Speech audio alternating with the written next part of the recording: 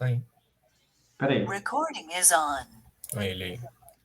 Então pronto, eu comecei a gravar aqui, então boa tarde a todos que estão aqui.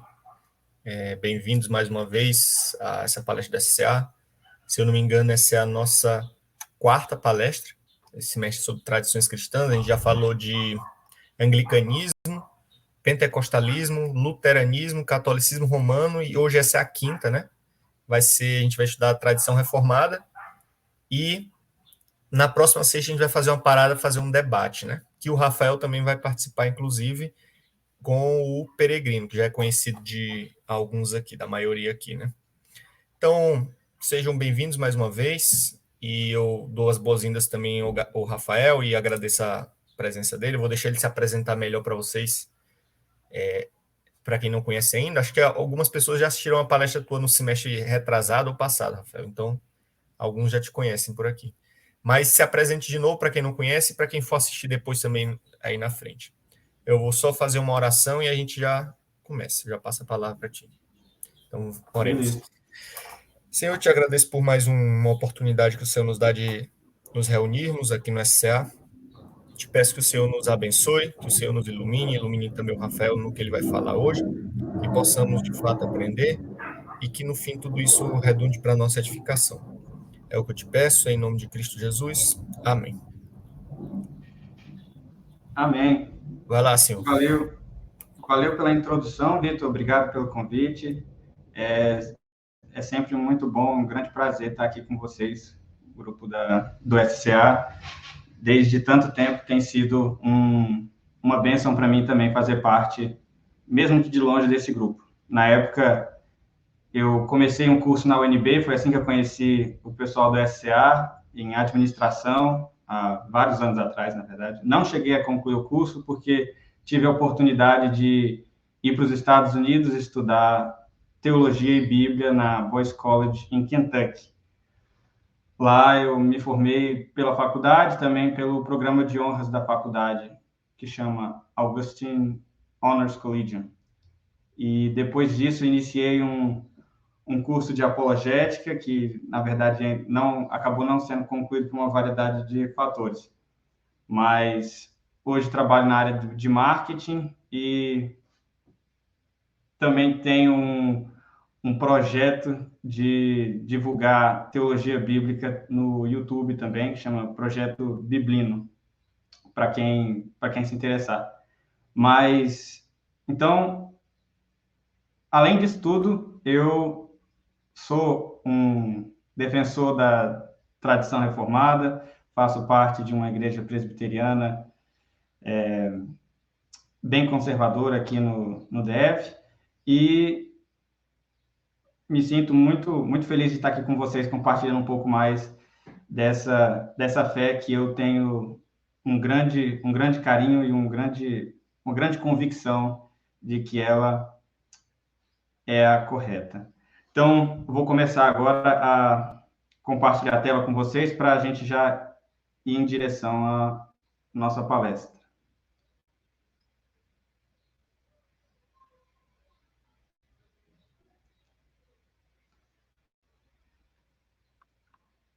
No final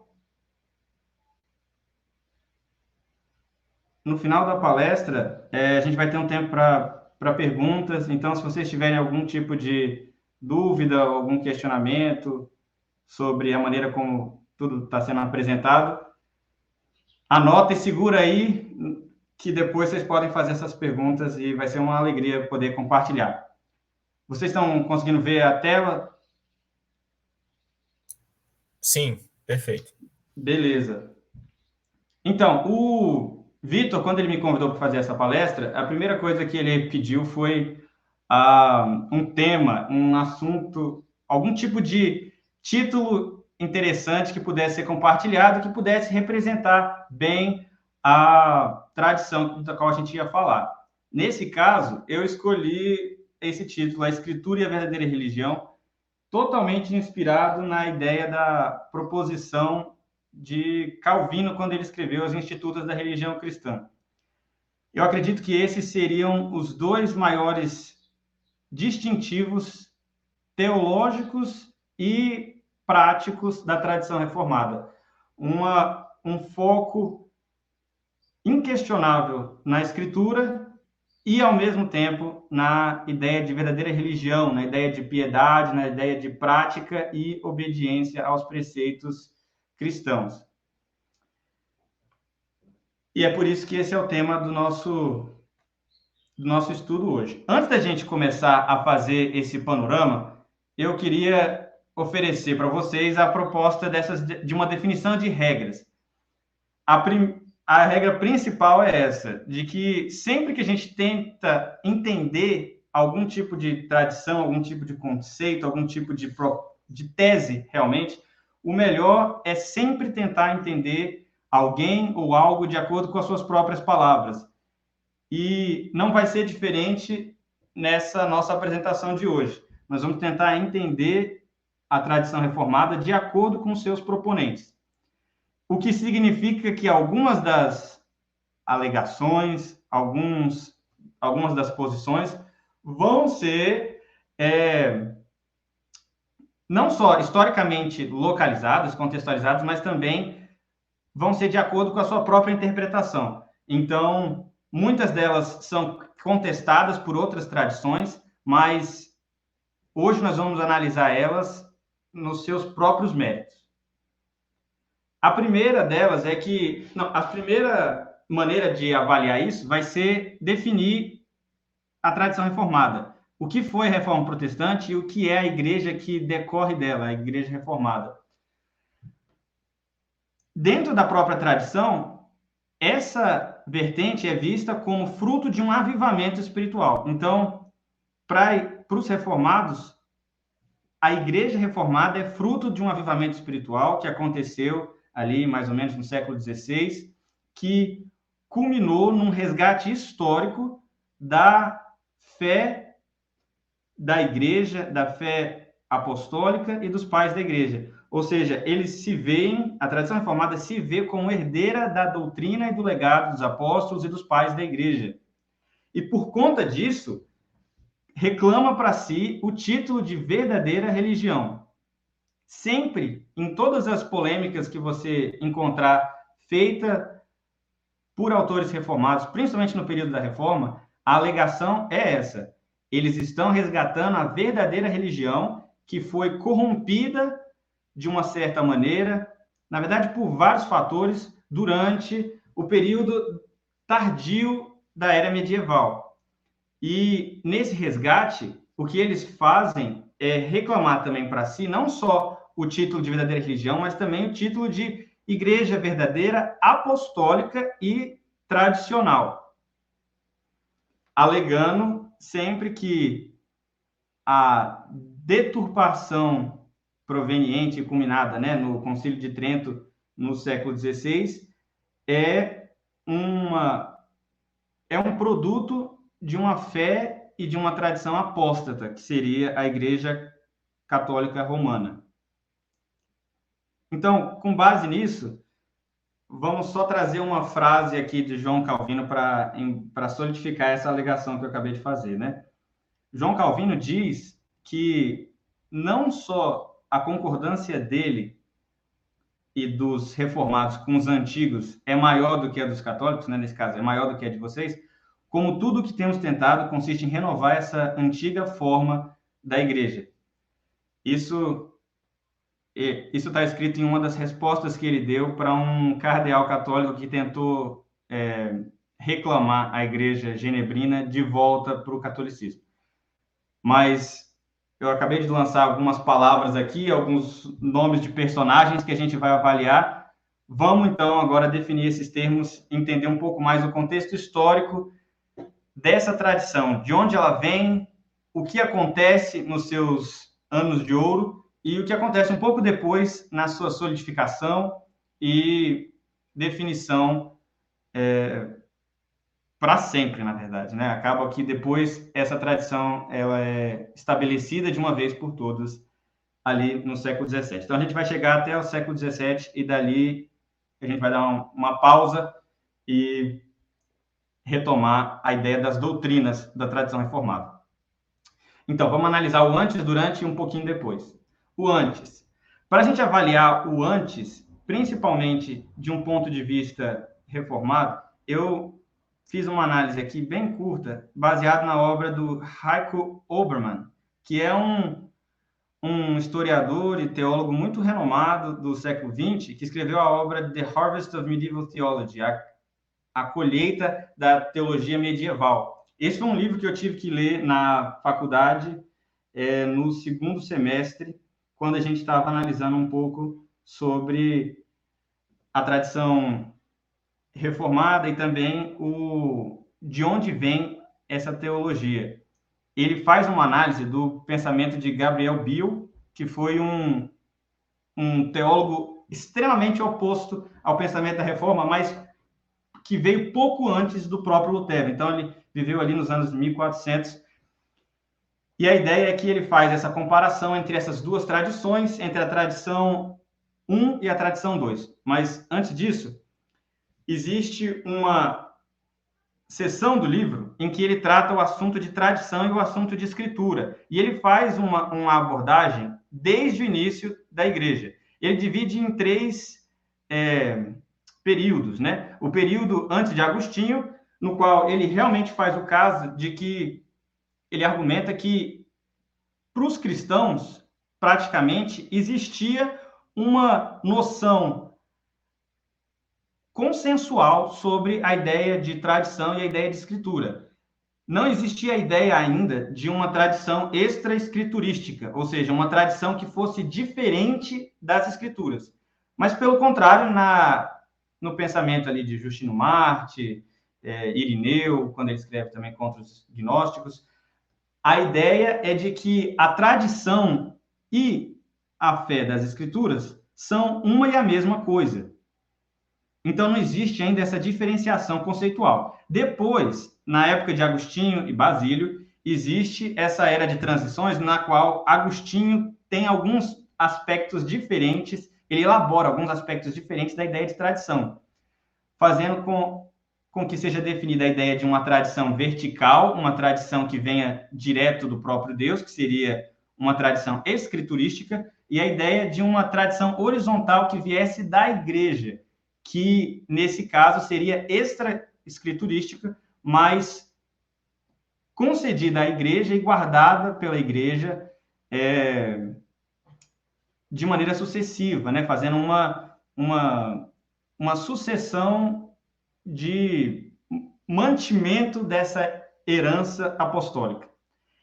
E essa definição de dois aspectos por parte do Agostinho causa na era medieval, e aqui eu vou estar sendo um pouco simplista, porque o Oberman trata disso em várias páginas, e aqui a gente não está nem tratando em 1 minuto, mas ele faz a diferenciação baseado em outro historiador, acho que alemão, a ideia de que existiam 2 tradições na era medieval. Ele chama ela de tradição 1 e tradição 2. Eu sei, o nome é extremamente criativo e mostra que Oberman tinha, assim, uma criatividade fascinante.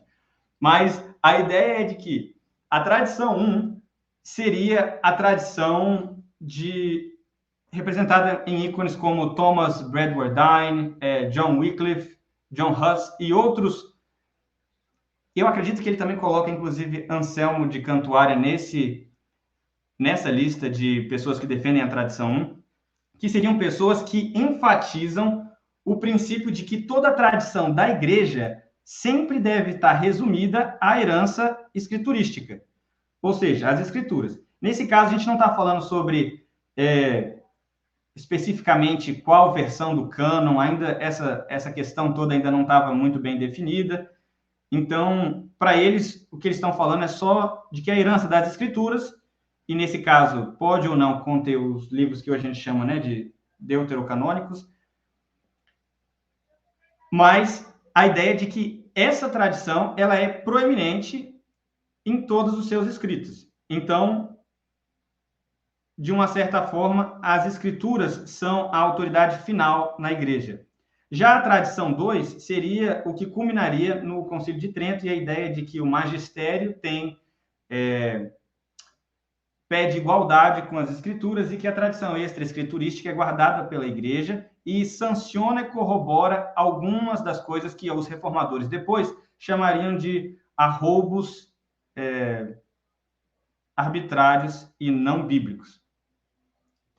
E essa tradição 2, por exemplo, pode ser assim, representada muito bem pelos pensadores tipo Tomás de Aquino, o próprio Gabriel Biel e outras pessoas do período medieval. Praticamente todos aqueles que não estão incluídos na tradição 1. E, nesse caso, ele define muito bem que a reforma foi herdeira dessa tradição 1. Então, sempre o pensamento foi de que a reforma está em continuidade com uma parte da tradição da igreja encontrada na era medieval, que era, estranhamente, ausente de altos cargos na hereditariedade da igreja. E aí, por conta disso, alguns dos arroubos que os reformadores alegam que houve, né, no medievo tardio seriam, por exemplo, a questão das indulgências e a divisão abismal entre clero e fiéis, porque com o tempo a tradição da igreja acabou se isolando no latim eclesiástico e acabou por deixar vários dos fiéis que não eram fluentes na língua, não eram educados, muito à parte das decisões e das doutrinas e ideais defendidos pela igreja. Fora isso, é inquestionável, assim, até por católicos fervorosos, que no final ali do século XV existia uma imoralidade endêmica no meio da igreja, existia uma corrupção estrutural, vários católicos fervorosos, como, por exemplo, Thomas Moros e Erasmo de Roterdã, também criminalizavam e condenavam essa corrupção estrutural encontrada dentro da igreja. São vários os papas que eram conhecidos pela sua imoralidade ali no período do Renascimento. Fora isso também, houve toda a questão do conciliarismo, o cisma ocidental ali no final da era medieval, que também colaborou e muito para a culminação da reforma protestante. Por conta dessa proeminência também da tradição 2 na hierarquia católica, a tradição 1 ficou cada vez mais isolada nos seus pensamentos. E isso, é claro, deu prosseguimento ao todo o movimento da Reforma Protestante. Então, vamos agora analisar o durante. O que aconteceu na época da Reforma Protestante de uma forma muito breve. A gente vai, assim, passar voando igual um furacão para a gente poder ter uma ideia melhor das doutrinas defendidas. Então, pessoal, eu vou acelerar bastante aqui. A gente vai analisar primeiro Martinho Lutero e o estopim da Reforma, depois os continentais, né, Calvino, Zwinglio, Bucer e alguns outros, Bullinger também, e, em último lugar, a gente vai terminar na Reforma na Grã-Bretanha e o pós-Reforma, de forma muito breve. Então, Lutero e o estopim. Eu acredito que alguns de vocês, a maioria, estudou bastante isso na escola, pelo menos assim, de uma maneira superficial, para poder passar na prova, para poder passar no Enem, na prova do PAS. Mas a ideia de que Lutero dá início à Reforma Protestante, pelo menos simbolicamente, por meio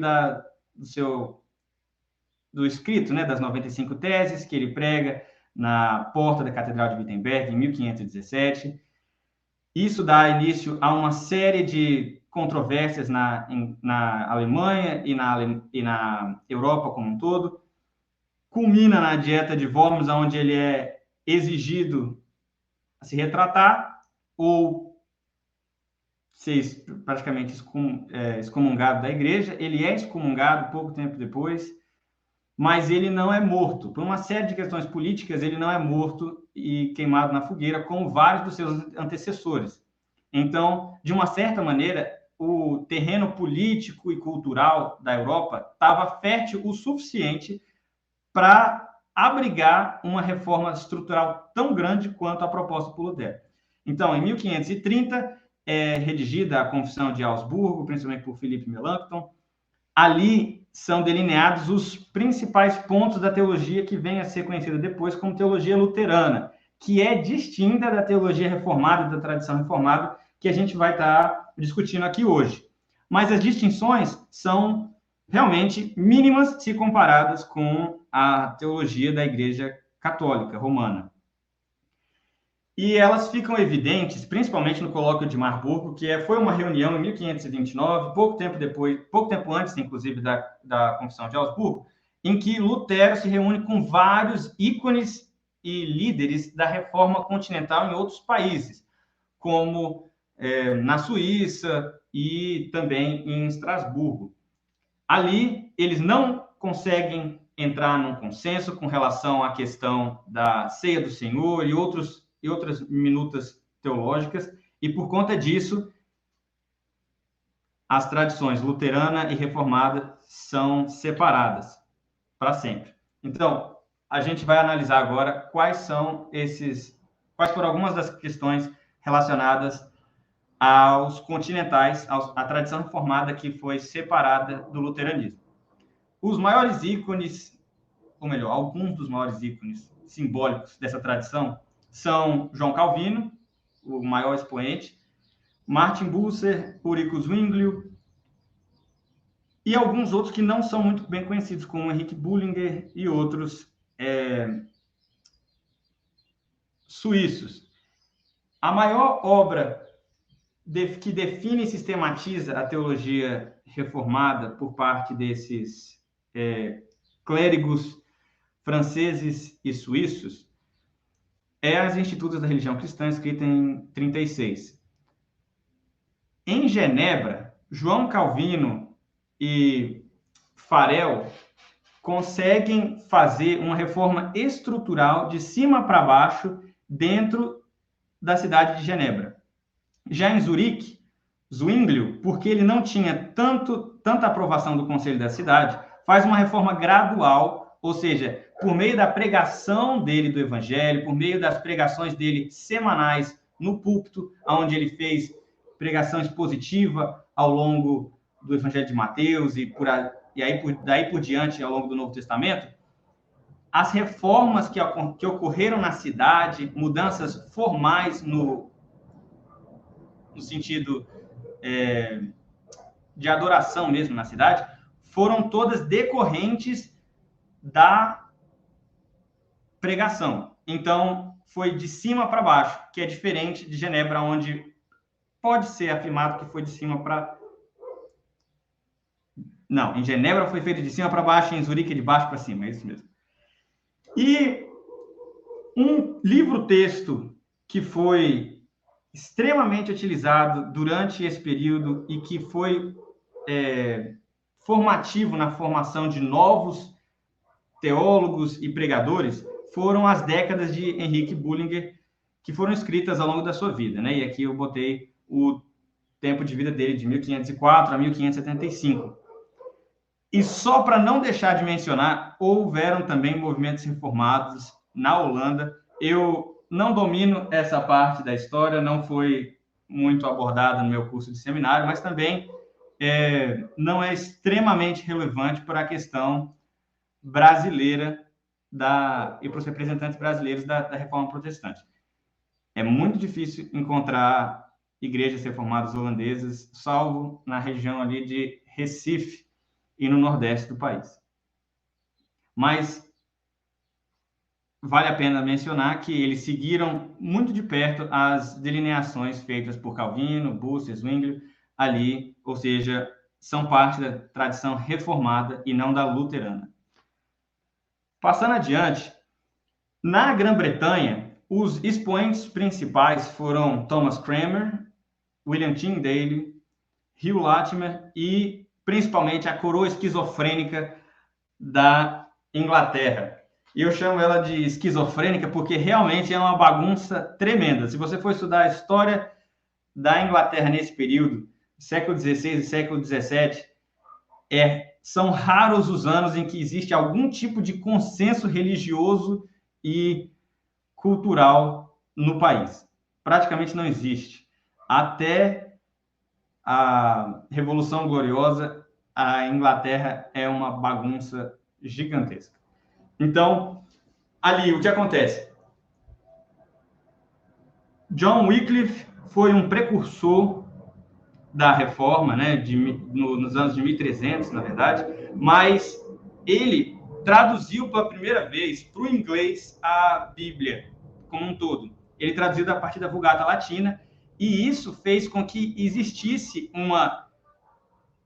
um expoente da tradição muito bem conhecido na Inglaterra antes da chegada dos reformadores, por assim dizer. E quando William Tyndale propõe a ideia de traduzir as escrituras para o vernáculo, para o inglês, a partir das línguas originais, isso já havia sido tentado antes. E ele, inclusive, se baseia um tanto na tradução do próprio Wycliffe. Então, a reforma na Grã-Bretanha ela é extremamente focada na ideia de tradução das escrituras para que todo o povo, principalmente os plebeus, pudessem ter acesso à palavra de Deus. Thomas Cranmer, Hugh Latimer e Ridley são alguns dos famosos mártires de Oxford que foram queimados ali na cidade de Oxford, mas que, antes de serem queimados, tinham posições de extrema influência na Inglaterra, inclusive no governo da igreja. Ou seja, eles foram vítimas dessa esquizofrenia da coroa, que ora é a favor da ideia da igreja reformada, da ideia de uma reforma, ora é extremamente contrário. Então, tudo depende dos caprichos, né, do Henrique VIII. Ele funda o anglicanismo a partir de um capricho seu, mas esse rompimento com a igreja de Roma é tremendamente usado por Deus para estabelecer a tradição reformada no país como, pelo menos, não ilegal durante alguns anos. É difícil falar sobre a ideia de a igreja reformada se tornar oficial na Inglaterra, porque o anglicanismo foi uma reforma meia boca, a gente poderia falar assim, não foi completa, porque, pelo menos para os desejos da maior parte dos reformadores ingleses, foi extremamente aquém a sua proposta de reforma, porque não se livrou de vários elementos litúrgicos e doutrinários que eram pontos extremamente centrais para a ideia da teologia reformada. Aonde isso é levado a cabo por completo, nas ilhas que hoje formam a Grã-Bretanha, foi na Escócia. E isso foi feito por meio do reformador John Knox, né, que foi treinado na Academia de Genebra, junto com João Calvino, e fundou o presbiterianismo escocês. Então, a Igreja da Escócia se torna oficialmente uma igreja totalmente baseada nos moldes da reforma de Calvino, e é daí, inclusive, que vem toda a ideia do presbiterianismo que povoou os Estados Unidos e, até hoje, por meio de lá, foi fundado no Brasil. Então, se você é membro ou já visitou alguma igreja presbiteriana do Brasil, ela segue essa tradição escocesa da reforma. Então, é a reforma europeia via Escócia. Agora, dando prosseguimento a isso, aqui. É interessante a gente avaliar, pouco depois, o século seguinte, que foi a reforma da reforma, ou pelo menos assim é chamado pelo historiador e teólogo Michael Reeves, na sua obra A Chama Inextinguível.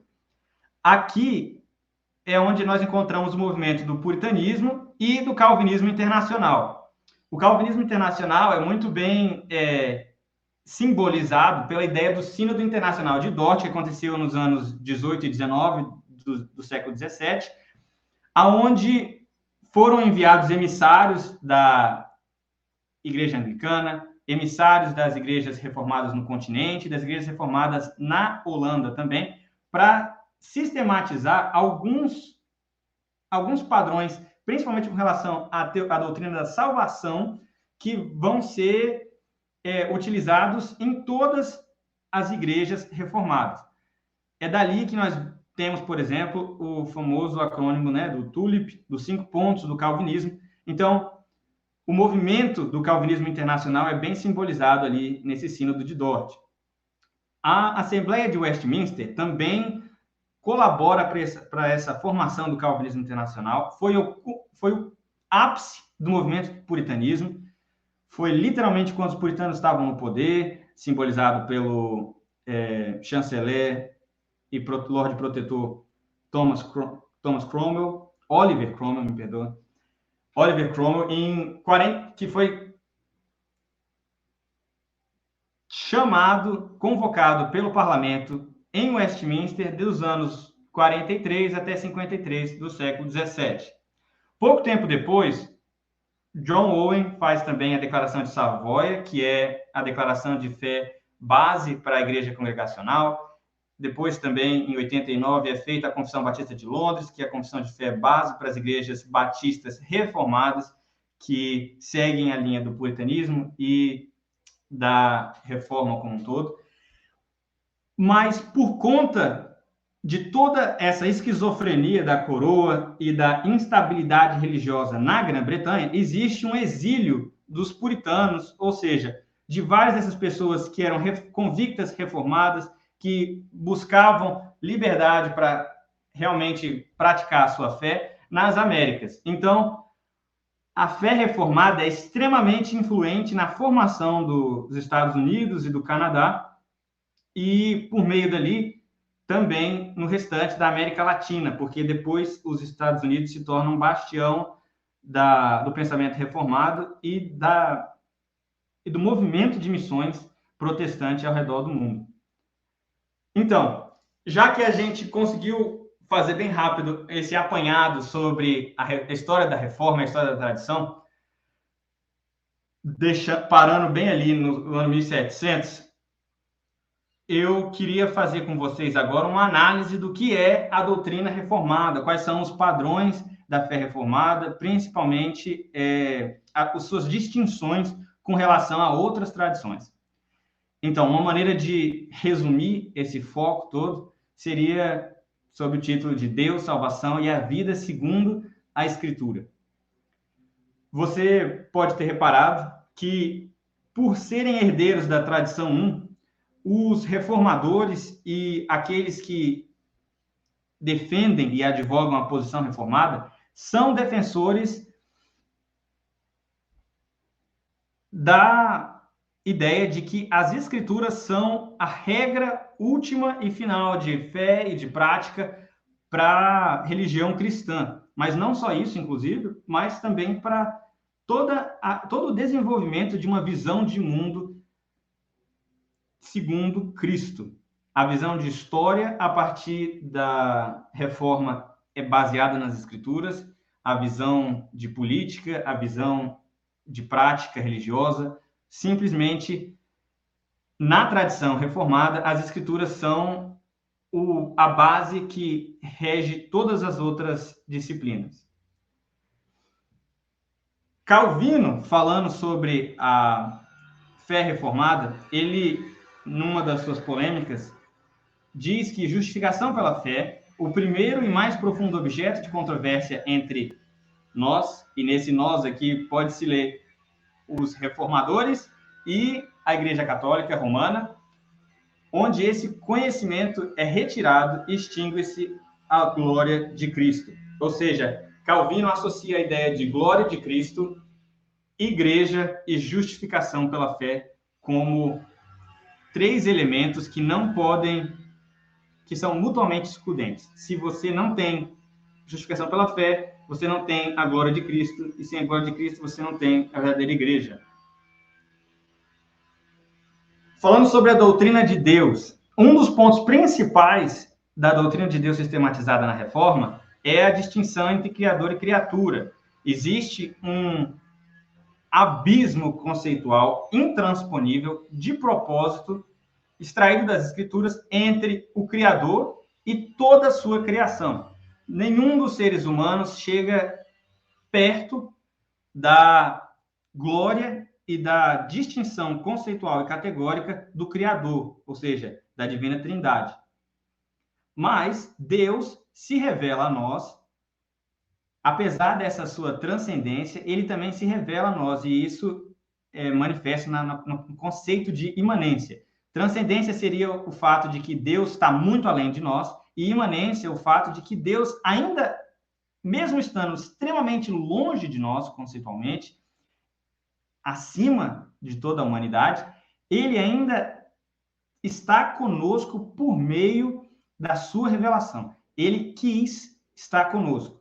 Então, apesar do fato de que nós não podemos ir até ele sozinhos, ele vem até nós partindo da sua livre e espontânea vontade.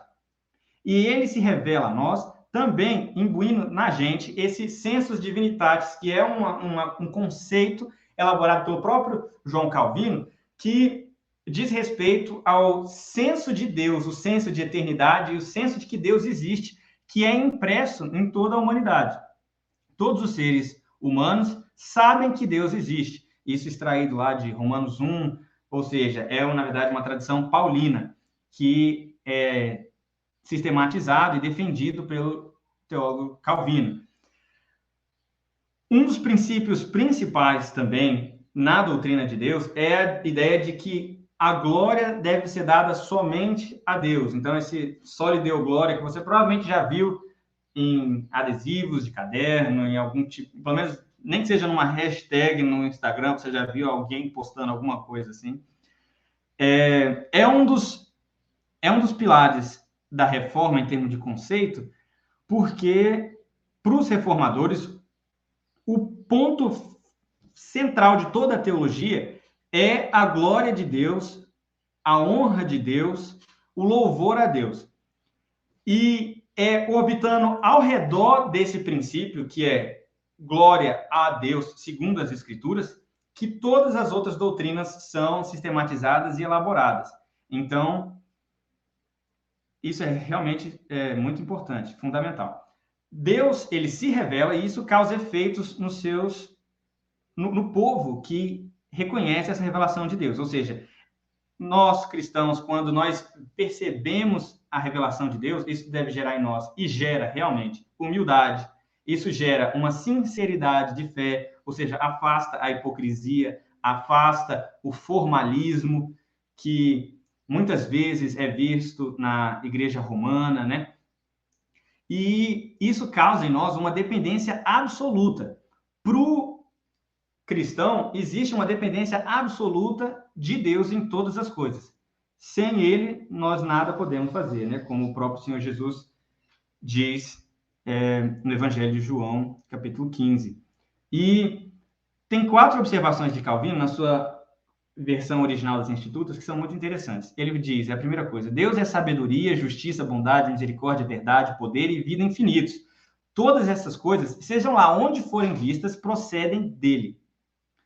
Em segundo lugar, todas as coisas foram criadas para a glória de Deus. Seja nos céus, seja na terra, 100% das coisas criadas existem para a glória de Deus. E, em terceiro lugar, Deus é, em si, juiz justíssimo, de modo que castigará com severidade todos aqueles que se apartarem de seus preceitos. E, em quarto lugar, Deus é misericordioso e manso. Está preparado a perdoar e a se condoer de quantos lhe rogam perdão. Ou seja, aí, se você reparar nesses pontos 3 e 4, você pode ver um eco aí da revelação do próprio Deus manifesta a Moisés em Êxodo 34, né, versículos 6 e 7, que são a base de como nós devemos abordar também ao próprio Deus, e que são ecoados ao longo dos 10 mandamentos. Mas aqui eu acho que é uma sistematização muito feliz da ideia de doutrina de Deus. Mas agora, passando para o ensinamento deles com relação a Cristo, um dos solos da reforma, né, é o solos Christus, ou seja, somente a Cristo. Cristo sendo o único mediador e o único cabeça da igreja. E aqui é interessante ver que esse ponto doutrinário, ele é extremamente polêmico e desenvolvido a partir da controvérsia dos reformadores com os romanistas. Eles alegam que Jesus Cristo é o único cabeça da igreja e, portanto, somente as suas palavras e a sua doutrina é normativa na vida da igreja. Isso vai dar à luz, né? Isso vai gerar a ideia de que só a escritura pode ser utilizada como regra de fé e prática e de que seja o bispo de Roma, seja o bispo de Jerusalém ou qualquer cidade que seja, não tem nenhum tipo de autoridade especial para governar toda a igreja de Cristo.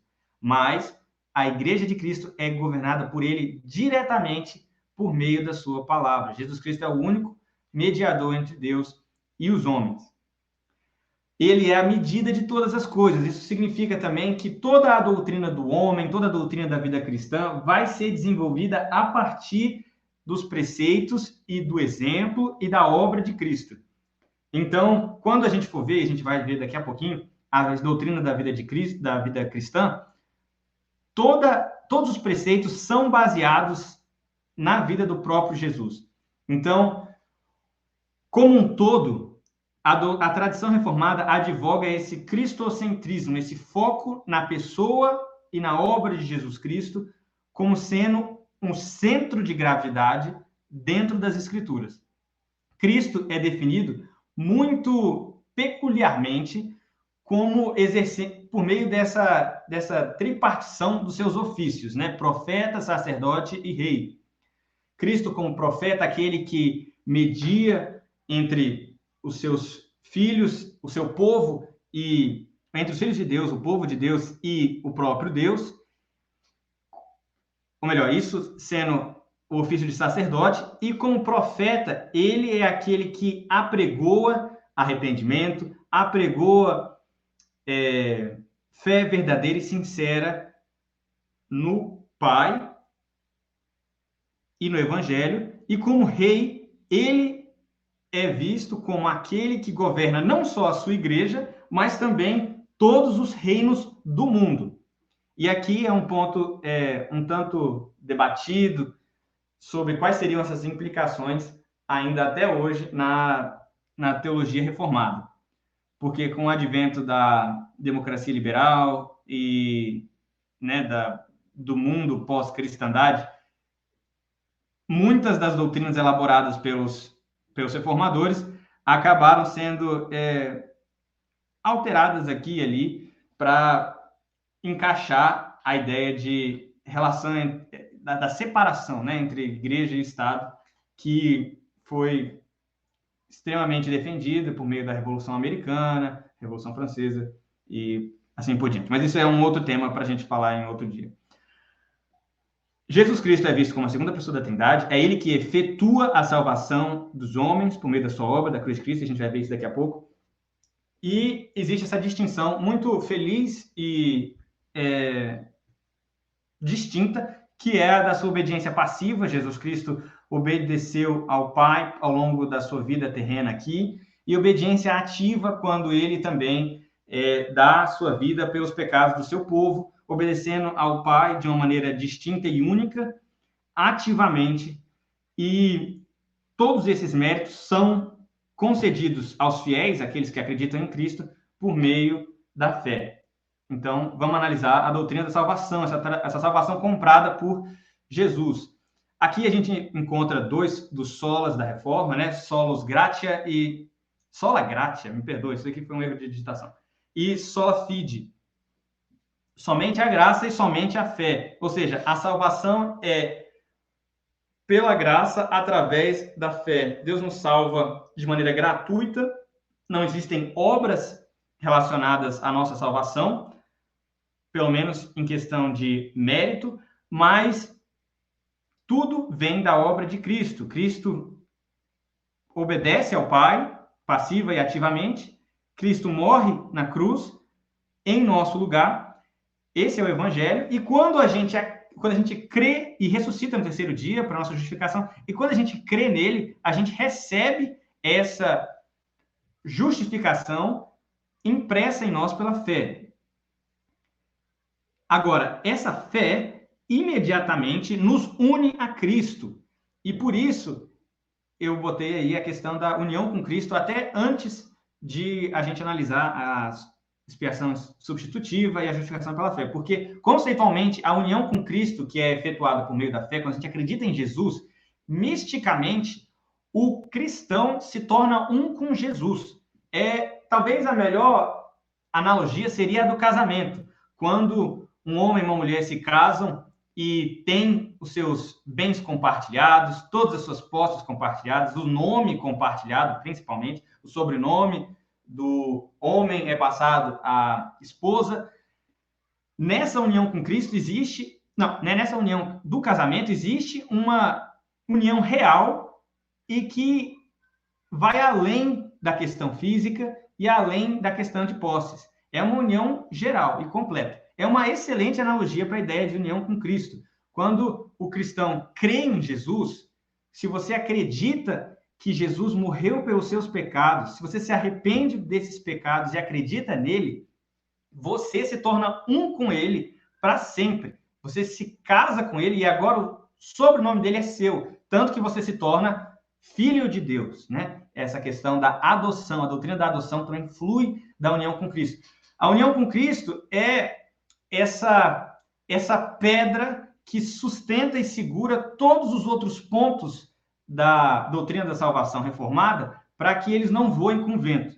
Então, se você quiser que a sua doutrina da salvação seja firme, robusta e unificada, que a sua ordem salute, né, a sua ordem da salvação seja totalmente alinhada, você tem que ver que tudo isso acontece por meio da união com Cristo. É dentro de Jesus que nós temos todos os nossos benefícios. Nele estão todas as riquezas de Deus, todas as riquezas espirituais. A gente herda isso tudo por meio de Jesus. Então, nós somos salvos da ira de Deus, sob a qual nós estávamos antes de acreditar no Senhor Jesus, mas depois que nós acreditamos nele, nós vamos direto para o seu favor. Agora, ele é propício a nós, ele nos ama e todas as coisas, a partir de agora, a partir do momento em que você crê em Jesus, cooperam para o seu bem.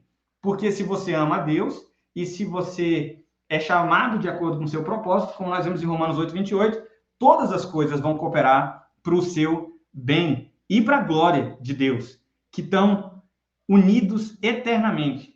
Um teólogo puritano, William Gurnall, famosamente associou essas duas coisas, dizendo que são como se fossem dois barcos, dois veleiros que estão unidos eternamente e que não vão sair sem a presença do outro. A glória de Deus e o bem do seu povo estão unidos para sempre. E todas as coisas, nos céus e na terra, sempre vão cooperar para o nosso bem. Existe também essa distinção entre a lei e a graça, que é extremamente elaborada dentro da doutrina reformada e que é conceitualmente distinta do luteranismo. No luteranismo, você vai ver uma distinção mais abrupta entre lei e graça, na ideia de que a lei no Antigo Testamento era um preceito totalmente divorciado da ideia de graça que é presente no Novo Testamento. Na doutrina reformada, tanto a lei quanto a graça são benéficos e cooperam para a nossa salvação. A ideia de que nós somos salvos pela graça hoje não exclui a lei, pelo contrário, reafirma a lei, agora como sendo usada para o nosso bem, para nos aproximar de Deus, uma vez que a graça nos empodera, nos capacita a cumprir a lei de Deus de forma integral e de forma verdadeira. Outro distintivo é o chamado eficaz, a ação soberana de Deus. Deus nos chama para si, Deus nos atrai para Cristo e isso eficazmente nos une a Cristo. Ou seja, essa união com Cristo, essa fé em Jesus, ela é toda uma ação unicamente de Deus. Deus faz isso conosco, né? Deus nos elege eternamente, Deus nos chama historicamente num ponto específico nas nossas vidas e a partir daí nós nos tornamos crentes nele. Essa graça de Deus é irresistível e o chamado dele é eficaz. Realmente nós nos rendemos à beleza e à mansidão e ao amor constrangedor de Jesus Cristo. É isso que significa o chamado eficaz. Não é um chamado estéril, mas é um chamado cheio de vida e cheio de amor, vindo de um Salvador que tanto nos amou que morreu por nós. E é nessa cruz de Cristo que isso tudo aconteceu. Uma das ênfases principais em termos de doutrinas da expiação é a expiação substitutiva. Essa é a ênfase da doutrina reformada, de que Cristo morreu por pecadores, como nós vemos em Romanos 5, 8 e em vários outros locais nas Escrituras. Essa foi uma corrente famosamente defendida, pelo menos no período medieval, por Anselmo. Então, se você quiser ler a sua obra Por que Deus se tornou homem, isso é uma excelente visão para ver um pouco sobre o início da ideia de expiação substitutiva já sendo desenvolvida ali ao longo do período medieval, com algumas diferenças conceituais, mas realmente não muito substantivas. É a cruz que garante a salvação de todos os fiéis. Ela é vista como o ápice da revelação divina. Ali Deus se revela de maneira mais intensa e completa. Se você quiser conhecer a Deus, veja Cristo na cruz, olhe para a cruz de Jesus. E ali a expiação que foi comprada foi uma expiação particular. Particular em que sentido? No sentido de que Deus salvou o seu povo de maneira completa e cabal. O povo de Deus é salvo na cruz de Cristo, é pago o resgate deles, e ali a sua segurança é completa. Não existe mais chance do povo de Deus se perder em delitos e pecados, ser tomado por Satanás, de forma alguma. Agora eles estão 100% seguros. E todos os benefícios da cruz de Cristo são aplicados ao crente por meio do Espírito Santo. Passando então para a doutrina da igreja, a doutrina da igreja é melhor vista por meio desse lema em latim também, que é totus Christus, que significa o Cristo inteiro. A igreja é o corpo de Cristo. Isso é extremamente bem elaborado e presente em em várias das cartas do apóstolo Paulo, em várias das cartas de Pedro. Nós vemos essa ideia de que o corpo de Cristo na terra é sim a igreja, é sim o povo de Deus. E por conta disso, o cabeça desse corpo é o próprio Cristo, nessa analogia utilizada pelos próprios apóstolos. Então, toda a doutrina da igreja vai vir por meio disso. Cristo como sendo o cabeça da igreja, Cristo como sendo aquele que rege a igreja por meio da sua palavra, e a igreja como sendo a comunidade de fiéis, todos sacerdotes, todos filhos de Deus, todos igualmente salvos mediante o Senhor.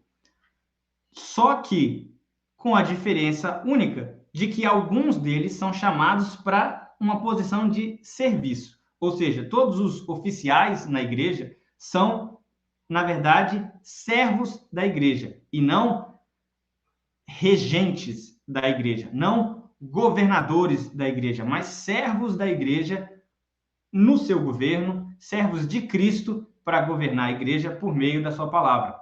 E aí nós temos o famoso princípio regulador do culto, que vai estabelecer que a igreja toda deve ser regida, inclusive na sua liturgia, por meio dos preceitos bíblicos. E dos preceitos bíblicos somente. Somente os elementos de culto encontrados nas Escrituras de maneira explícita, ou pelo menos perenemente, assim, de alguma maneira tácita, se o elemento de culto estiver presente nas Escrituras, ele pode ser aplicado na prática. Do contrário, ele não deve ser aplicado, porque entristece o próprio Espírito e causa uma rejeição no próprio Senhor Deus. Então, existe essa diferenciação entre o ministério, o serviço, a posição do clero como serviço e não como governo abusivo, como é vista ainda na igreja romanista, a ideia do magistério. E são resumidos os sacramentos da igreja dos 7 do romanismo para os 2 sacramentos da ceia do Senhor e do batismo. A doutrina da vida cristã é bem resumida com a ideia de verdadeira religião e os meios da graça. Existe uma ênfase na piedade individual, que é desenvolvida por meio da oração, por meio da leitura bíblica, por meio da meditação na palavra de Deus, por meio da conferência, que é o diálogo saudável sobre as coisas de Deus, que ocorre dentro das igrejas e de grupos menores de crentes. Todos esses foram pilares que sustentam todas as outras doutrinas. Isso é interessante ressaltar. No caso da falta de prática de vida cristã, na falta de verdadeira religião, a verdadeira doutrina e a verdadeira igreja se corrompem muito facilmente. E isso é um ponto, inclusive, que é bem importante ressaltar, porque hoje em dia, na Igreja Reformada, está havendo uma certa controvérsia com relação a vários pontos doutrinários, principalmente nos Estados Unidos, na questão do evangelicalismo, em que muitos deles decorrem da falta de verdadeira religião, por conta de várias gerações que omitiram a piedade individual, omitiram a piedade familiar, omitiram a piedade comunitária. Hoje, nós colhemos os frutos teológicos disso. Por falta de oração, o teólogo erra na hora de formular sua teologia reformada. Isso é muito interessante ver como sendo alguns dos pilares da doutrina reformada, tanto que João Calvino, quando ele quis escrever as Institutas, ele falou que aquilo ali era para ser um resumo de toda a piedade cristã, mais do que de toda a teologia cristã. Teologia por teologia não vale nada. E isso os reformadores vão dizer. Só ler livro de teologia, só estudar, não vale absolutamente nada se não for acompanhado por uma vida de prática piedosa individual, prática piedosa familiar, prática piedosa comunitária que agrada a Deus. Porque, do contrário, a pessoa pode muito bem entrar pela teologia reformada e acabar entra pela porta da casa, da teologia reformada, e acaba saindo da casa por meio de algum esgoto em algum banheiro. Seja a teologia romanista, seja a teologia progressista, seja a teologia feminista, e por aí vai. Existem várias questões que são muito relacionadas com a ideia de verdadeira religião. E é por isso que esse foi um ponto crucial, não só da reforma, mas também da reforma, que foi do movimento puritano e do movimento calvinista internacional, que culminam no movimento evangélico do século XVIII e XIX. Então, a ideia de piedade familiar, que é o culto doméstico, o ensino dos catecismos para os filhos, a ideia de piedade comunitária, que são ver os sacramentos como meios de graça, a ideia de exortação mútua e de conferência, que são o exortar uns aos outros, o aconselhar uns aos outros, que são extremamente fundamentais na vida da igreja. Além disso, a doutrina das Escrituras, a teologia reformada coloca, como nós já vimos, as Escrituras, ou seja, a Bíblia, como sendo a norma que rege todas as normas. Todos os outros aspectos da vida cristã são regidos pela Bíblia. Ela é a revelação especial de Deus, uma revelação extremamente necessária para a salvação. Não existe salvação fora da revelação especial de Deus em Cristo Jesus, por meio do Evangelho. Ou seja, não existe salvação em nenhuma outra religião, não existe a possibilidade de nada disso. Ela é a fonte última de verdade. Isso tudo é resumido muito bem, né, no Sola Scriptura, que é um lema em latim para resumir a ideia de só a Escritura. Mais especificamente, algumas doutrinas com relação à revelação que são sistematizadas pela Reforma são a ideia de inspiração verbal plenária e inerrância bíblica. Eu sei que esses nomes, conceitualmente, eles vêm muito depois. A definição de inspiração verbal plenária vem lá no século XIX, de inerrância vem também no século XX, mas esses títulos são, na verdade, elaborados a partir de conceitos já presentes na teologia reformada do século XVI e muito antes, inclusive. Pode-se argumentar que estão presentes nos ensinamentos apostólicos, nos ensinamentos dos pais da igreja.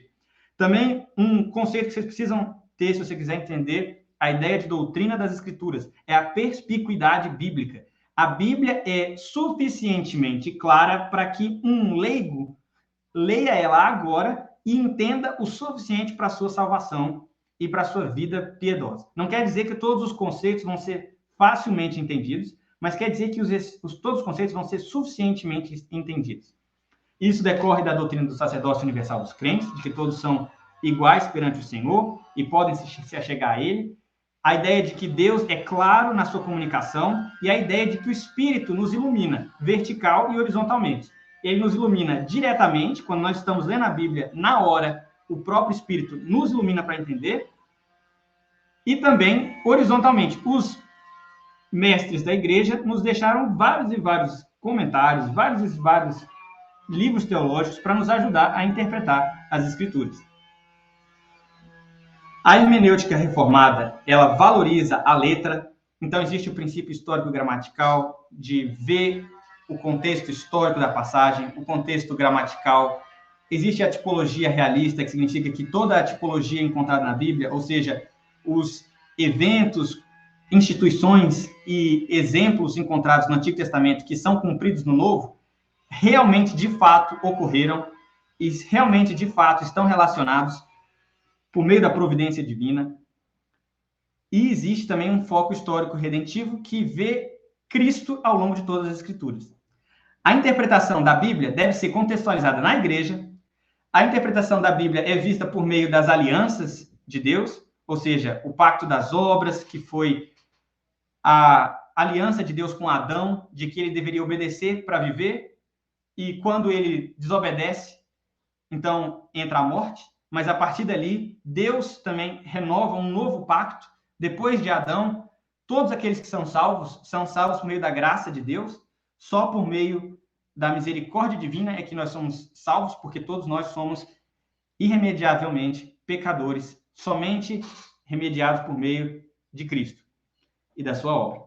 Toda interpretação é fundamentada nas línguas originais, e toda a interpretação da Bíblia só é legítima se promover a piedade, se promover a religião verdadeira. E ela só vai ser avançada por meio da religião verdadeira. Ou seja, a piedade promove a hermenêutica e a hermenêutica promove a piedade. Uma vida de obediência vai te ajudar a ler a Bíblia. E uma vida de ler a Bíblia vai te ajudar a obedecer.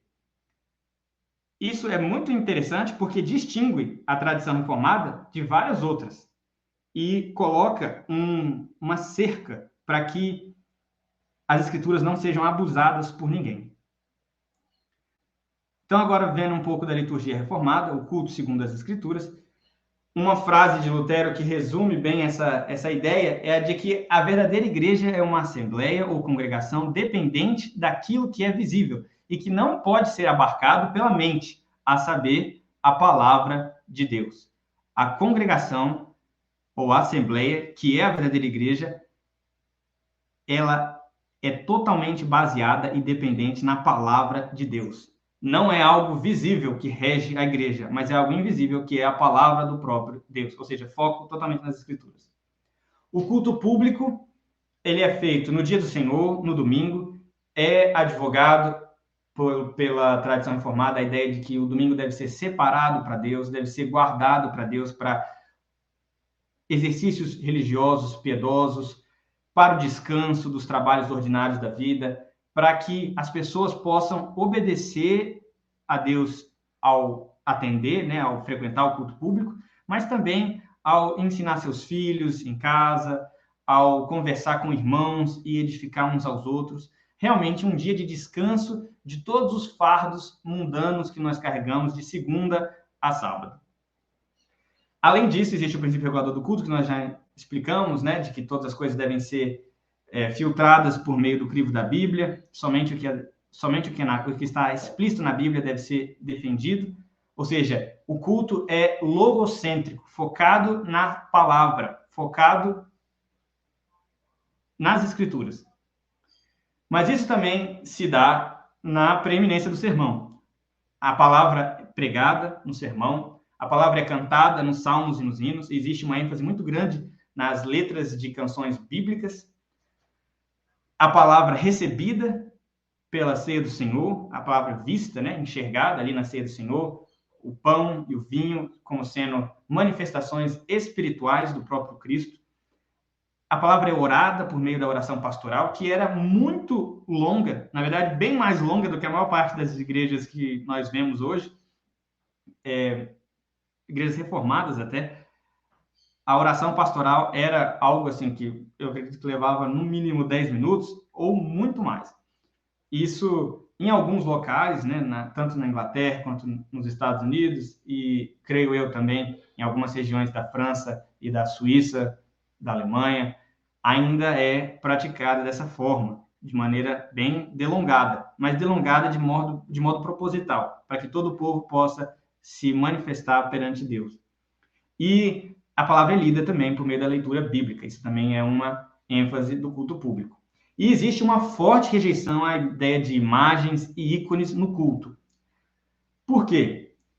Por conta da preocupação com a ideia de idolatria encontrada no segundo mandamento, acima de tudo. É uma reação contrária a todas as doutrinas e a situação romanista que se encontrava ali no medievo tardio. A quantidade de imagens era absurda, extremamente grande. A ideia de reverência, adoração a imagens e veneração era levado a um extremo muito maior do que eu acredito em qualquer igreja católica romana hoje ou ortodoxa grega ou oriental hoje. Era um abuso extremo. E, por conta disso, foi feita uma forte rejeição e uma forte resposta, uma reação muito grande contra, que continua até hoje.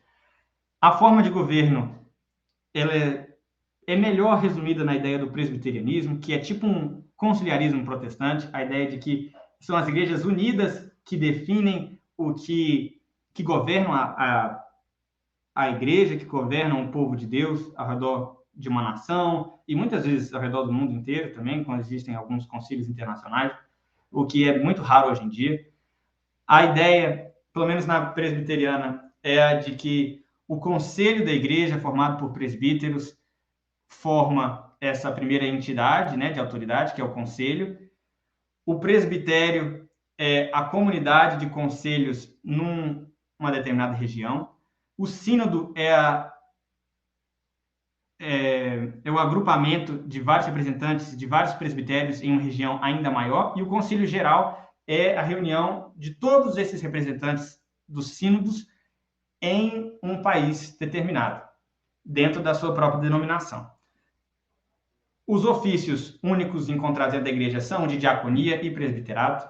Diaconia como sendo aqueles que servem à igreja, que cuidam dos recursos financeiros, que cuidam de ajudar os pobres na igreja, de fazer obras sociais, de ajudar irmãos que estejam passando necessidade e também de fazer outros serviços gerais dentro da própria Assembleia, e também os presbíteros. Os presbíteros, o presbiterato é o ofício que rege a igreja por meio de decisões espirituais e administrativas. Os pastores são vistos como presbíteros, e os presbíteros também são vistos como pastores, ou seja, todos eles são igualmente autoritativos na vida da igreja. Existe a distinção entre igreja visível e invisível. A igreja visível é aquela que foi salva e vai ser levada, vai ser resgatada por Deus por completo no dia final. A igreja invisível, a igreja invisível vai ser salva por completo no dia final. A igreja visível é a igreja que hoje é manifesta. Só porque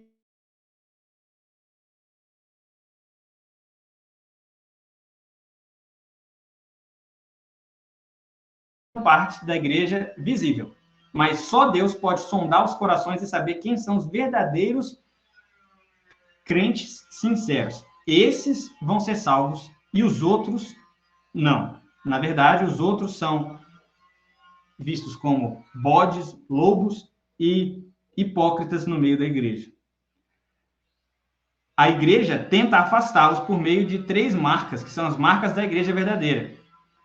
A pregação da sã doutrina, com foco em pregação expositiva, principalmente, a correta administração dos sacramentos, ou seja, da ceia e do batismo, e também a disciplina eclesiástica, que é a aplicação dos preceitos cristãos para expulsar oficialmente da igreja, para excomungar pessoas que estejam em desobediência impenitente, que não se arrependam e estejam desobedecendo ao Senhor Jesus.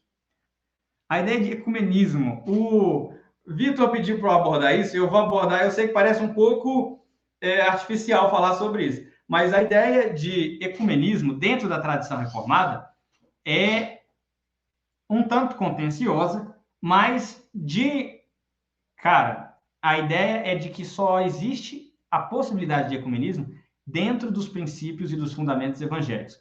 E evangélico aqui eu não estou falando de Macedo e Silas Malafaia.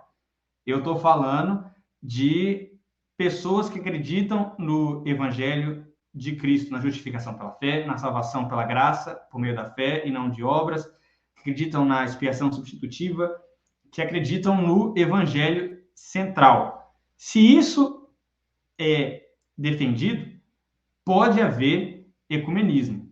Se a autoridade das escrituras, acima de tudo, é defendida, pode haver ecumenismo, ou seja, dentro do protestantismo. E ainda mais, não só dentro do protestantismo, mas dentro do protestantismo que subscreve aos fundamentos evangélicos, que acredita nos fundamentais da fé.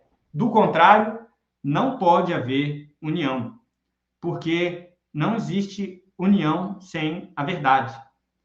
Nesse caso, é por isso até que houve a Reforma Protestante, é por isso até que houve esse cisma com a Igreja Romana apóstata e a Igreja Oriental também apóstata, que seriam tipo a ortodoxia. Agora, existe sim a ideia de cobeligerância, ou seja, em algumas questões sociais, em algumas questões culturais, pode haver um advogar de preceitos comuns, de princípios comuns.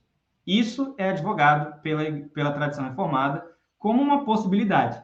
Aquele teólogo e evangelista famoso, Francis Schaeffer, americano, eu acho que foi um dos primeiros a definir a ideia de cobeligerância por conta de algumas questões político-sociais e culturais dentro dos Estados Unidos e da Europa Ocidental. Então, pode sim haver uma união política entre a tradição reformada e essas tradições que apostataram da fé, desde que elas defendam princípios em comum. Um exemplo de como isso é controverso foi a ECT de 1995, que foi a declaração entre evangélicos e católicos juntos. ECT é Evangelicals and Catholics Together.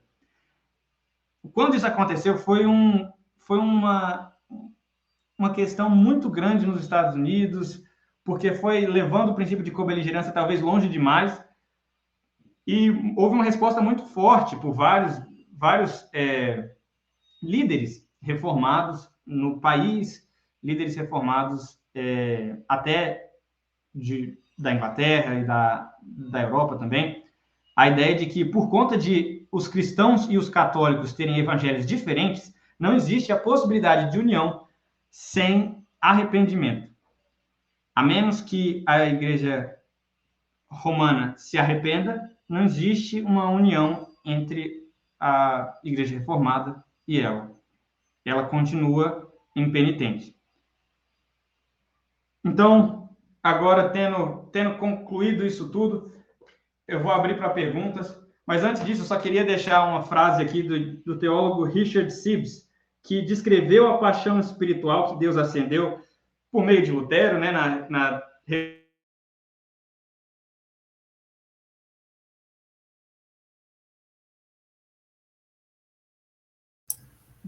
da Reforma Protestante e da tradição reformada, é uma visão positiva, é uma visão de que a piedade e a teologia devem andar juntas e não serem separadas, não devem ser perdidas em troca de tradições de homens, mas devem ser defendidas a todos os custos, inclusive ao custo da própria morte.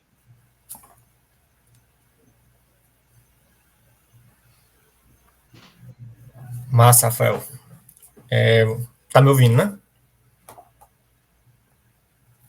Tô. Tua internet está travando um pouquinho agora. Ela estava de boa, agora voltou a travar um pouco.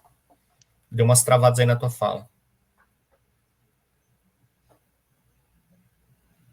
Agora vocês estão me ouvindo, não? Eu tô te ouvindo, tranquilo. Tá me ouvindo bem? Deu umas travadas aí, mas eu acho que já voltou ao normal. Tá me ouvindo, né? Beleza. Vocês estão conseguindo me enxergar? Sim, tô enxergando. Ah, tá. Vou passar então para as perguntas. Quem quiser perguntar aí, fique à vontade para levantar a mãozinha e falar. Beleza? Vamos ver aqui se tem alguma. O Douglas está perguntando aqui qual frase que tu falou no final, porque cortou. Quando tu foi falar, tu ia dizer que ia terminar com uma frase, né? E não deu para ouvir, essa parte sim. cortou. Desculpa, então cortou esse finalzinho, né? É uma frase do teólogo reformado puritano Richard Sibbes, quando ele descreve a paixão espiritual que Deus acendeu por meio de Martim Lutero no despontar, né, da Reforma Protestante. Ele chama esse movimento de o fogo que o mundo inteiro jamais será capaz de extinguir. E o propósito de usar essa frase aqui para relatar um pouco sobre isso é que a gente deve terminar uma análise contextual assim da tradição reformada numa nota positiva, não numa nota negativa. A Igreja Reformada foi fundada e estabelecida para restaurar as Escrituras e a fé verdadeira, não de uma forma a prejudicar absolutamente ninguém, mas pelo contrário, para reacender a chama da verdadeira piedade, da verdadeira religião, segundo as Escrituras, da forma como o próprio Deus quis que fosse estruturada e sistematizada. Então, ela não é uma ortodoxia fria, mas pelo contrário, é uma tradição teológica extremamente aquecida e apaixonada, se a gente puder dizer assim. Beleza. E aí, gente, alguma pergunta? Rafael, então, já que ninguém falou aqui, eu vou fazer uma pergunta para ti. Creio que tu tá me ouvindo bem, né? Então, sim, pode mandar. Beleza. É porque a tradição reformada ela tem uma das ênfases mais distintas da tradição reformada, assim, que eu tenho percebido em relação a outras tradições, e até vendo um pouco do pessoal falando aqui nesse semestre da SCA, e na próxima semana a gente vai ter também uma palestra sobre ortodoxia oriental. Já tive a oportunidade de ler um pouco sobre ortodoxia oriental também. É a questão do significado da salvação, né? Essa é uma pergunta muito boa para as tradições, que é o que a salvação significa.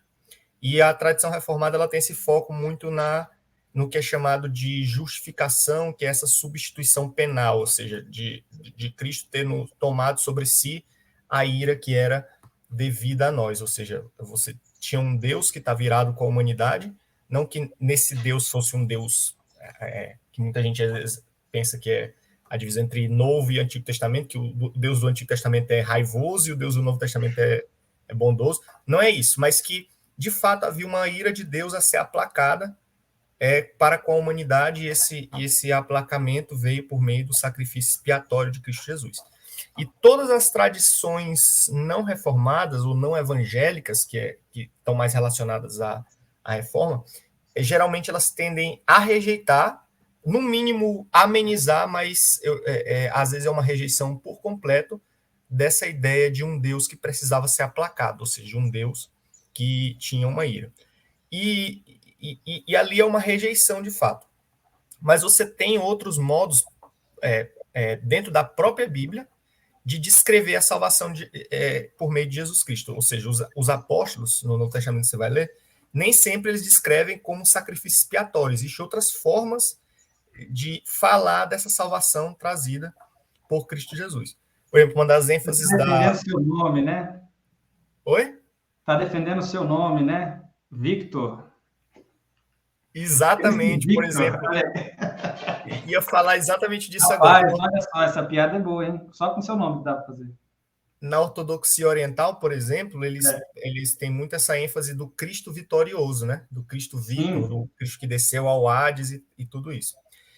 Dentro da tradição reformada, para a pergunta agora, né? Só para contextualizar, Dentro da tradição reformada, tu sabe se há divergências acerca dessa questão da expiação de Cristo, ou seja, expiação substitutiva, se teve algum ramo da reforma ou algum reformador ainda hoje, contemporâneo, reformador não, descendentes da reforma, que tem uma visão diferente acerca do significado da salvação, ou isso é uma coisa mesmo de tradições externas a esse ramo reformado? E luterano também, que eu acho que o luteranismo também tem essa ênfase de expiação. Tem. O luteranismo também está aí junto, lado a lado, com a tradição reformada nessa questão. Olha, Vitor, assim, a ideia de que existem descendentes que vão ter outras ênfases ou até uma rejeição categórica contra essa ideia da expiação substitutiva, da expiação penal, né, substituição penal, existe, mas essa rejeição categórica vai se dar principalmente por questões do liberalismo teológico, principalmente, mas também de outras vertentes que muitas vezes seriam o que a gente poderia chamar de pós-reformados. Né?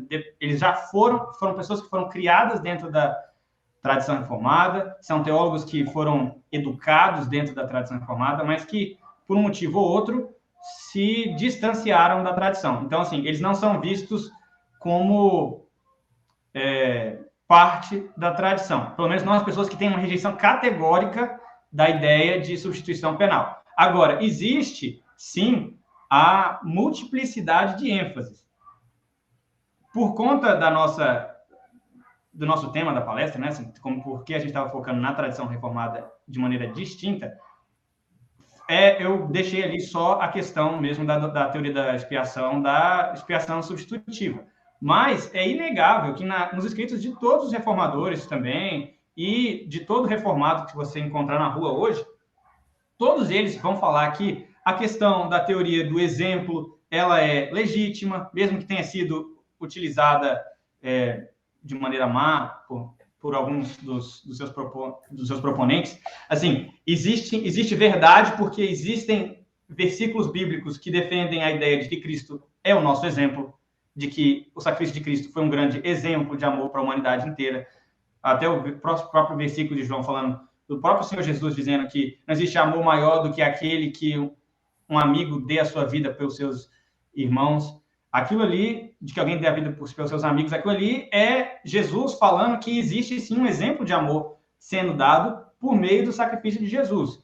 E da mesma forma, também a ideia de que Cristo, na cruz, estava expondo à vergonha todas as potestades, todos os principados, ou seja, a ideia de um Christus Victor, né? Isso sendo um slogan em latim que resume bem essa ideia.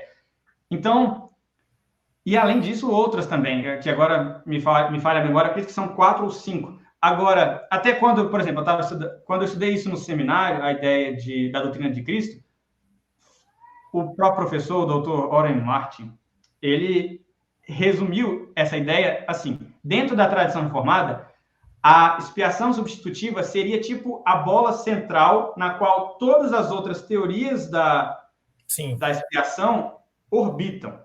Então, a ideia de exemplo, a ideia de vitória de Cristo sobre Satanás, até a ideia de resgate, no sentido de Cristo pagando algum tipo de resgate a Satanás, tudo isso orbita ao redor da ideia de justificação pela fé e da ideia de substituição penal, por conta da ênfase dada pelos próprios apóstolos. Se você for ver em número de incidência, existe uma maior incidência de alusões à expiação de Cristo e à obra da cruz de Cristo como tendo um caráter substitutivo penal do que tendo qualquer um desses outros aspectos de exemplo, um aspecto exemplar, um aspecto de humilhação das forças do mal, e por assim vai.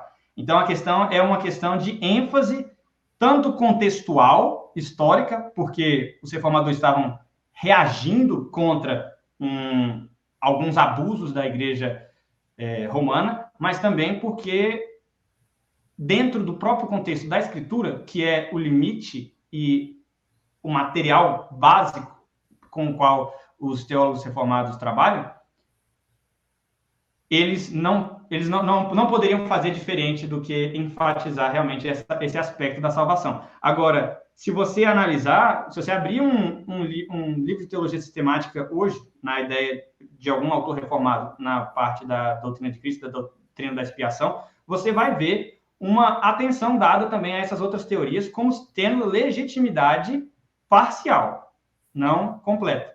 Entendeu? No sentido de que elas não são a teoria que explica tudo, mas elas explicam boa parte e devem ser utilizadas, né? A expiação é como se fosse o efeito, né? E as outras fossem formas diferentes de escrever aspectos da obra de Cristo, mas o efeito mesmo é essa ideia de uma troca penal, ou seja, de uma pena desviada da humanidade para o próprio Jesus. Mas, por exemplo, dentro da própria teologia reformada, eu estava lendo a teologia sistemática do Vos, do Gerhardus Vos, é um ramo mais holandês da reforma, e ele, por exemplo, uma coisa que ele discordaria da tua palestra, por exemplo, sobre a reforma, é da ideia de união com Cristo, né? Por exemplo, tu disse que os benefícios da salvação, elas decorrem da união com Cristo, para baixo. Então, o cristão ele é unido a Cristo e a salvação é por decorrência dessa união. Para o Vos, por exemplo, é ao contrário, a gente é declarado justo penalmente diante de Deus e a união, ela segue disso. Então, essas ênfases distintas já existem dentro do próprio ramo reformado que aceita a expiação. Sim. Não, então, isso é verdade, Vitor. O que você está explicando é uma divergência na ordem lógica ou cronológica da salvação, não sei exatamente. Seria a ideia do que a gente até botou na palestra, a ideia do Ordo Salutis, né? Existe muita divergência dentro da teologia reformada. Assim, dentro de às vezes, obras de um mesmo autor em diferentes momentos da vida, ou até dentro de obras de autores da mesma igreja local, você pode encontrar até ênfases diferentes nessa questão da ordem de salvação. Eu dei a ênfase na ideia de união com Cristo porque uma vez eu me deparei com a ideia de que esse seria o elemento que explica tudo num estudo do puritanismo, falando principalmente do pai do puritanismo, que é o teólogo William Perkins. Ele tem um gráfico muito útil que fala sobre a Ordo Salutis e ele insere todos os elementos da ordem da salvação dentro do elemento Cristo, dentro da pessoa de Cristo, como sendo aquilo que abarca tudo. Eu achei muito feliz e concordei com isso, que também é proposto pelo Sinclair Ferguson, acho naquele livro que muitas pessoas já leram, Somente Cristo em português, mas em inglês é O Cristo por Inteiro, que resume um pouco sobre essa ideia. É interessante porque a ideia também é prevenir uma ênfase indevida na justificação pela fé a detrimento da ideia de salvação por meio da santificação também, entendeu? Então, para que não haja um descuido para com a ideia de santificação, como sendo essencial para a salvação, se coloca tudo dentro do próprio Cristo, entendeu? Mas, por exemplo, um dos mais interessantes que eu já vi sobre isso, não sei se já leu o Howell Williams, que é o anglicano, né, que ele já foi arcebispo da Cantuária. Ele tem um livro sobre ressurreição, né, que ele descreve, por exemplo, ele assume que os cristãos, sim, desde cedo têm reconhecido o sacrifício expiatório de Cristo como uma ênfase central da cruz, só que ele discorda da ênfase reformada exagerada nisso, né, porque muitas vezes você vai ver os reformados falando e parece que só há ênfase da substituição penal na obra de Cristo. E ele fala do mito que existia naquela época, na época helênica, ali no primeiro século, era o mito dos Hassidim, que eram homens bons, judeus, ou seja, um mito judaico, de homens bons que eram responsáveis por preservar uma determinada cidade ou um determinado povo. Aí ele cita o exemplo lá dessa lenda baseada no relato de Abraão, quando ele pergunta para Deus, e se houver 10 homens bons na cidade de Sodoma, tu ainda assim destruirá os justos com os injustos e matará todo mundo? Aí Deus diz, não, se houver pelo menos 10 justos ali, eu pouparei a cidade inteira e assim por diante. Aí tem também Jonas, que Deus diz que não vai destruir a cidade, porque ali muitos animais e pessoas que não sabem distinguir a mão direita da mão esquerda e assim por diante. E ele tenta acoplar a ideia do sacrifício de Cristo nessa, como uma das ênfases. Ele não está dizendo que essa é a ênfase principal, mas ele diz que uma das ênfases possíveis de ler o sacrifício de Cristo é baseado nesse mito dos Hassidim, da ideia de que Jesus é esse homem bom que preserva o mundo por meio de ser quem ele é. E aí é uma outra descrição que seria possível em relação ao sacrifício penal, apesar de eu ainda hoje ficar com a ênfase da expiação, né? Mas ainda assim é a ideia de que existem outros pontos de vista sobre essa obra salvífica de Jesus. Aí, assim, para concordar, eu não tenho dúvida nenhuma de que o sacrifício de Cristo é rico o suficiente para ser um prisma a ser observado e apreciado por inúmeras perspectivas. Então, assim, todo diamante brilha diferente ao passo que você vai girando. Eu acredito que a obra da cruz de Cristo seria, com certeza, o maior de todos os diamantes, com o maior número possível de faces e com o maior número possível de apreciação a ser extraída. Agora, a avaliação tem que ser feita de uma maneira um tanto criteriosa, porque mesmo que você possa ver um diamante de várias formas possíveis, ele tem uma silhueta base.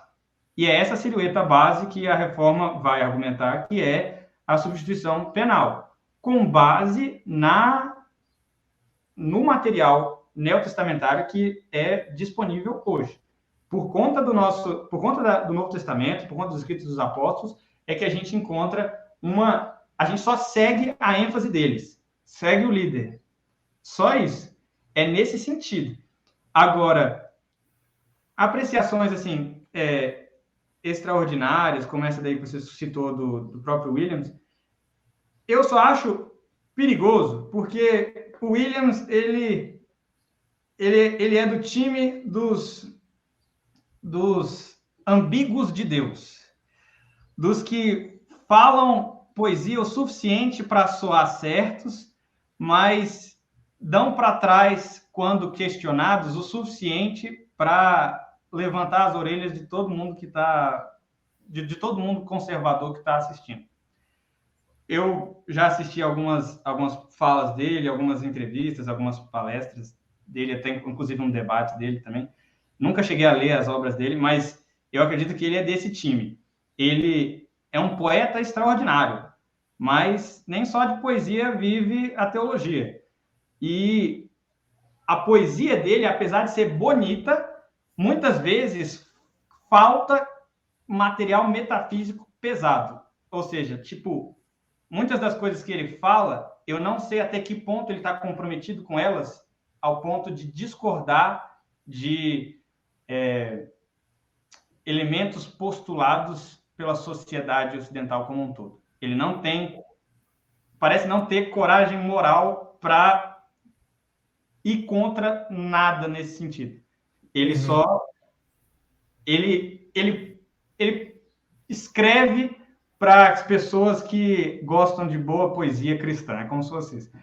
Eu não sei até que ponto ele realmente acredita e aposta na sua vida, nas convicções que tem. Posso estar errado, mas essa é a impressão que eu tenho, e ainda me soa, pelo que você falou, que essa ênfase seja decorrente, talvez, da nova perspectiva de Paulo, né, daquele movimento famoso aí. Tem o N.T. Wright também, mas ele dialoga muito pouco com o N.T. Wright. É mais uma... apesar de que o N.T. Wright é um bom exemplo de uma outra ênfase. Mas com certeza foi influenciado. Eu sou influenciado, e ó que eu nem gosto dele. Tipo, N.T. Wright é uma bomba grande demais para as pessoas não terem algum tipo de reação para com ele. Sim, eu gosto. Eu acho dele influencia tudo e todos. Principalmente também dentro da Igreja Reformada, entendeu? Então, assim... Tem inclusive um debate dele com o Richard Geffen, que é bem interessante. Depois não sei se tu já viu, vai dar uma olhada Não. depois. Do Wright ou do. Do Wright, do N.T. Wright com o Richard Ah, Geffen, que é presbiteriano, Richard Geffen Jr., que é o presbiterianozão exegeta pesado aí. eu sei. Ele é bem velho, eu acho, agora, né? Mas Ele já tá bem ele, velhinho. ele, ele, inclusive, na sua obra, eu aposto que a obra dele sobre ressurreição é influenciada pelas obras de N.T. Wright. Até quem discorda absorve um pouquinho, sabe? É tipo o platonismo, cara. Quando você responde platonismo, você já está platonista. Quando você É. começa a discordar, você já é. Mas o Rowan Williams é tão antigo que eu não duvido de uma influência biunívoca aí, vindo dos dois lados, porque o Rowan Williams talvez ele seja até anterior ao James Dunn lá, com o início do artigo dele, que deu início a essa controvérsia sobre Paulo, viu? Mas eu tenho que ver melhor, não conheço tanto assim das obras dele também, não. Gente, são 14h11 já, vou encerrar por aqui, ninguém mais levantou a mão. Vou agradecer o Rafael, vou encerrar a gravação aqui, rapidão.